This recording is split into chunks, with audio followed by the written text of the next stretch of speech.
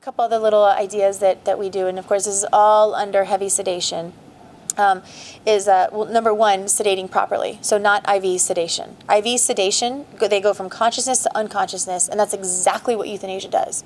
So no more pushing IV propofol in front of a client, because that pet goes from being awake to not being awake. And even though they may not complain about it at that moment, they call me afterwards because they want a better experience the next time, and they don't know why that experience wasn't great.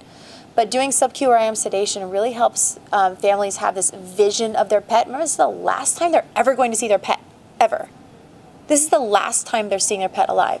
And for them to have a slow sedation experience over 3 to 5 minutes, they will say things like, I've never seen him calm and comfortable before, or I haven't seen him like this in days or weeks or months, or my gosh, I haven't seen him breathing normally in so long, or I haven't seen him sleeping in so long.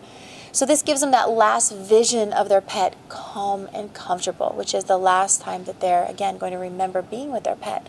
So if that's a calm and comfortable experience instead of going from consciousness to unconsciousness, it's a completely different outcome for the family. Totally. So that's sedation number one. And then number two is the actual delivery of the euthanasia solution.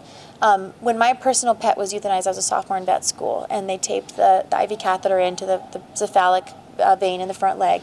And I wanted to rip that thing out when she was done, when she passed. I wanted to rip it out because I didn't want anything else left of a medical experience of my pet. And so that's why and of course we all have our different ways of doing it, and that's fine, but that's just my opinion. I like to administer it with a butterfly catheter, because when I remove that butterfly catheter, then there's nothing else other than just a little shaved area in their pet. So I get to kind of step away calmly and not be intruding in their space anymore.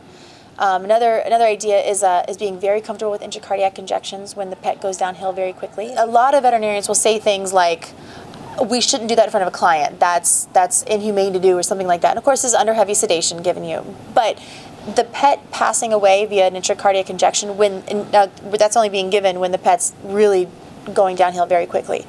That is still a better passing than allowing them to just pass by the inability to breathe.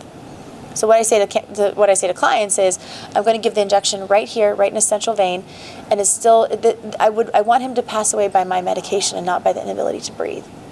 And then me just having those words with a lot of confidence gives the client everything they need to know, which is, I trust her. I don't know what's going on, but I trust her. There's also intrahepatic injections. There's actually delivery of the medication orally also. So super aggressive dogs. This is a big part of the creative euthanasia topic, is how do we euthanize very aggressive dogs.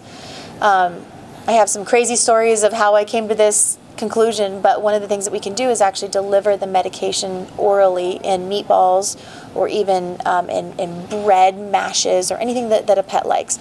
Because if a dog is unable to, if you're not able to get up to the dog because they're so aggressive, they're probably still eating because they have that much energy.